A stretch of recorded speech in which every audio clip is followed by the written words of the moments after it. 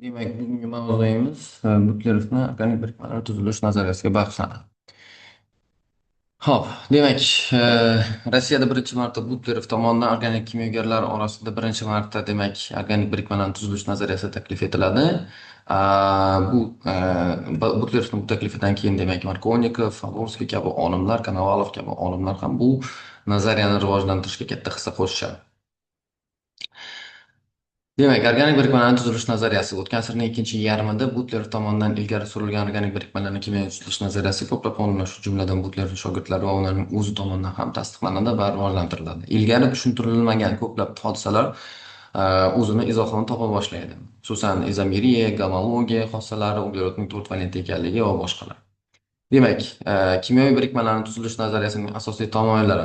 Birinchisi bu molekulalardagi atomlarning valentligiga ko'ra ma'lum bir tartibda izchillikda joylashganligi, ya'ni uglerod atomlari o'zaro bir-biri bilan sigma bog'lar orqali bog'lanadi va uglerod har doim 4 valentli, vodorod 1 valentli, kislorod 2 va azot 3 valentli holatda bo'ladi va bu valentlik o'zgarmaydi. Bular o'zaro bir-biri bilan bog' hosil qilgan paytda qat'iy o'z valentliklariga muvofiq ravishda bog'lanadi va valentligi oshib ham ketmaydi va kamaymaydi ham. Demak, ularni turlarga bo'lishimiz mumkin. Tarmoqlanmagan, ya'ni to'g'ri chiziqli, tarmoqlangan, ya'ni shoxlangan va yopiq halqali turlarga bo'lishimiz mumkin. Molekuladagi uglerod atomlarining bog'lanish tartibi har xil bo'lishi mumkin va uglerod atomlari orasidagi kovalent kimyoviy bog'lar turiga qarab bitta yoki ikkita, ya'ni qo'sh bog'li yoki uch bog'li bo'lishi mumkin. Ikkinchi holat, ya'ni moddalarning xossalaridan nafaqat ularning sifat va miqdoriy tarkibiga, balki molekulaning tuzilishiga ham bog'liq bo'ladi. Bu holatda izomeriya hodisasini tushuntiradi, ya'ni tarkibida bir xil, ammo kimyoviy yoki fazoviy tuzilishi har xil bo'lgan, shuning uchun ham xossalari har xil bo'lgan moddalar izomerlar deb ataladi. Demak, izomeriyan turlari mavjud. Strukturaviy izomer, uglerod skeletining izomeriyasi, uglerod skeletining o'zgarishiga qarab turib, va fazoviy cis-trans izomeriyalarni keltirishi mumkin va holat izomerlarini keltirishi mumkin.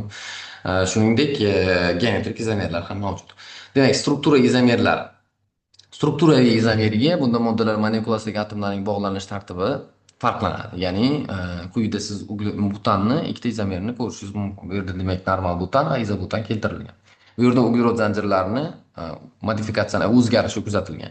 Demak, holat izomeriyasi bunda demak funksional guruhlarni uglerod zanjiri bo'ylab ko'chishi kuzatiladi va bunda demak qo'sh bog'ni holatini o'zgarishi yoki bo'lmasa galogenlarning holatini o'zgarishini kuzatishingiz mumkin. Shuningdek, funksional guruhlarning holat izomeriyasi ham kuzatiladi. Bu yerda OH ionlari yoki OH funksional guruhi yoki bo'lsa karbonil, karboksil yoki keto gruppalarni ko'chishini kuzatishimiz mumkin. Gomologlar orasida demak, ya'ni sinflar orasida ham izomer bo'lishi mumkin. Demak, ularning umumiy formulasi bir-biriga mos keladi, lekin ulardagi tuzilish har xil bo'ladi. Demak, bunga biz alkenlar va sikloalkanlar orasidagi spirtlar va oddiy efirlar orasidagi izomeriyani keltirishimiz mumkin. Fazoviy izomeriya demak bunda moddalar molekulasidagi atomlarning bog'lanish tartibi emas, balki fazodagi joylashishi bilan farqlanadi. Cis va trans izomerlar yoki geometrik izomerlarni shunga keltirishimiz mumkin. Uchinchi holat. Demak, uchinchi holatda moddalarning xossalari molekuladagi atomlarning o'zaro ta'siri bilan tushuntiriladi. Ya'ni atomlar va atomlar guruhi o'zaro bir-biriga doimiy ta'sir qiladi. Ya'ni masalan, sirka kislotaga qaraganda xlor sirka kislotaning kuchli kislotalik xususiyatini misol mana shu holat bilan tushuntirishimiz mumkin. Endi organik kimyoviy rivojlanishida moddalarning tuzilish nazariyasini yaratilishi juda katta rol o'ynagan. Bu kimyoviy tuzilish nazariyasining organik kimyo uchun ahamiyati, demak, Mendeleyevning davriy sistemasi bilan, ya'ni davriy jadvali bilan solishtirish mumkin, ya'ni ularni teng kuchli deb qarash mumkin.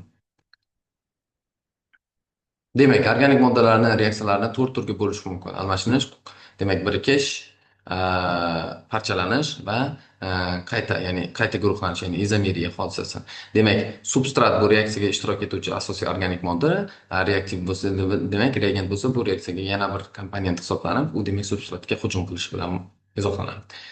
O'rin almashinish reaksiyalari bu dastlabki molekuladagi atomlarni yoki atomlar guruhini boshqa atomlar yoki atomlar guruhi bilan almashinishi tushuntiriladi. Misol uchun, masalan, alkanlarni galogenlash reaksiyasini o'rin olish reaksiyasiga yoki neytrolash reaksiyasini o'rin olish reaksiyasiga, demak, misol keltirishimiz mumkin.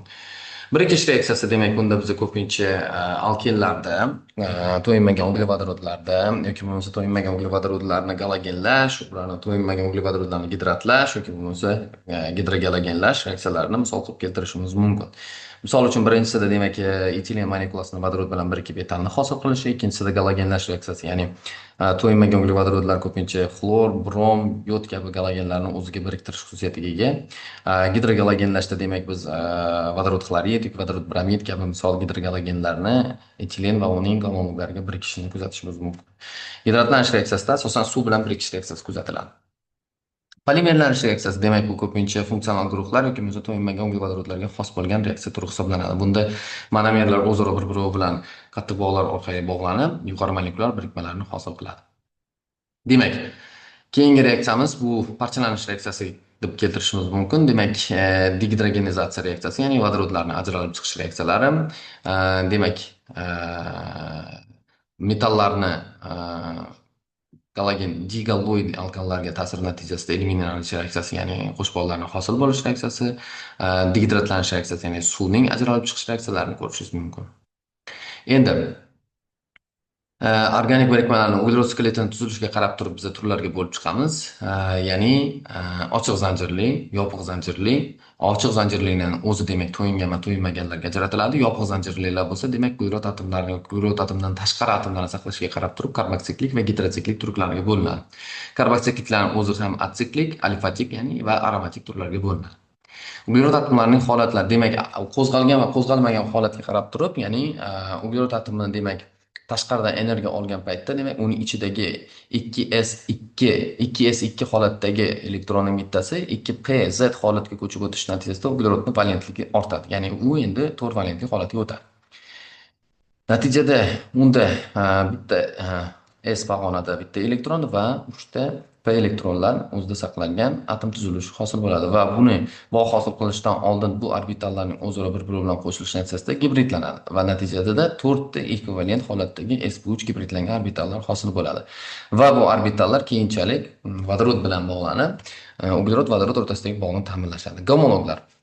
Demak, gomologik qator va gomolog. Gomolog demak bu bir-biridan farq qiladigan bir yoki bir necha guruhlar bilan bir-biridan CH2 guruhiga farq qiladigan moddalar gomologlar deyiladi. Gomologik qator bo'lsa, bu shu aynan bir-biridan CH2 guruhiga farq qiladigan moddalardan tashkil topgan qatorga gomologik qator deyiladi. Ularning xossalari juda bir-biriga o'xshash bo'ladi, ya'ni bir xil bo'lmaydi, o'xshash xossalarni namoyon qiladi. Demak, alkanlarning gomologik qatorini ko'rib turibsiz. Bu yerda demak ular bir-biridan CH2 guruhiga farq qiladi va bu guruhdagi har bitta modda, guruhdagi har bitta modda demak bir-birini xossasini takrorlaydi, ya'ni o'xshash xossalarni namoyon qiladi. Demak, ularning kimyoviy xossalarida kuzatishingiz mumkin, ya'ni galogenlash xossasi, ularni qizdirgan paytda parchalanishi va ularni yongan paytda uglerodni karbon angidrid hosil qilishi, vodorodni suv hosil qilishini ko'rishingiz mumkin. Demak, ko'pchilik organik birikmalar yoki sigma yoki pi bog' hosil qiladi. Pi bog'lar ko'pincha gibridlanishda ishtirok etmagan p orbitallarni o'zaro bir-biri bilan qoplanishi natijasida pi bog'lar hosil bo'ladi. Gibridlanish natijasida hosil bo'lgan orbitallar ko'pincha sigma bog' hosil qiladi.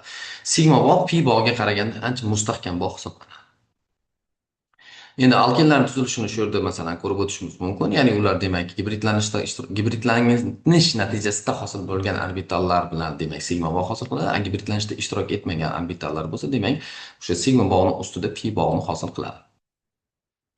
Alkenlarning kimyoviy xossalari demak ular o'shaning uchun ham pi bog'ning ancha kuchsizligi hisobidan ular demak birikish reaksiyalariga kirishish xususiyati ancha ham yuqori hisoblanadi. Ularda o'rin olishning o'rniga birikish reaksiyasi kuzatiladi. Endi oksidlanish reaksiyasi demak to'yinmagan uglevodorodlar albatta to'yingan uglevodorodlarga qaraganda oksidlanishga ancha moyil bo'ladi, ya'ni yonish reaksiyalarida ulardan ancha energiya ajralib chiqadi va oksidlanishga oson kirishadi. Demak, funksional guruh bu o'zi aslida birikmalarda uchraydigan atomlar yoki atomlar guruhini o'zaro bog'lanib, demak ma'lum bir xossani namoyon qilishi bu funksional guruh deyiladi. Funksional guruhlarni demak siz ko'rib o'tishingiz mumkin. Gidroksil gruppasi, oksil gruppalar, karbonil gruppalari, karboksil gruppalar va ularga keltirilgan misollar demak aldegidlar, karbon kislotalar, fenollar, demak fenol va spirtlar guruhiga, chunki ularning tarkibida OH bor. Oddiy efirlar demak ularda oksil guruhi mavjud bo'ladi, aldegidlarda karbonil yoki karbon kislotalar, karboksil gruppalar mavjud. Quyida siz nitro va amino gruppalarini ko'rmoqdasiz. Demak, nitro birikmalarida demak bitta azot, ikkita kislorod bilan bog'langan gruppa hisoblanadi. Amino gruppalarda asosiy xususiyatlarni namoyon qiluvchi amino gruppa. Demak, strukturaviy izomer bir xil tarkibga, molekulyar formulaga ega bo'lgan, ammo har xil tarkib tuzilishga ega bo'lgan moddalar. Uglerod skeleti demak bu uglerodlarni ketma-ketligi, u yerda demak siz birlamchi, ikkilamchi, uchlamchi uglerodlarni farqlashingiz mumkin. Holat izomeriyasi bu qachonki funksional guruhlarni uglерод skeleti bo'ylab, ya'ni uglерод zanjiri bo'ylab ko'chishi kuzatiladi. Misol uchun aytishimiz mumkinki, bu yerda ikkinchi uglерод atomida OH guruhi turibdi, a bu yerda bo'lsa birinchi uglерод atomida OH guruhi turibdi. Bu demak o'zaro bir-biriga holat izomeriyasi hisoblanadi. Funksional guruhlar izomeriyasi demak bu kuzatishimiz mumkin biza oddiy to'yingan bir atomli spirtlar va oddiy efirlar orasidagi izomeriyani keltirishimiz mumkin. Shu bilan bugungi darsimiz o'z nihoyasiga yetdi. Hammaga rahmat.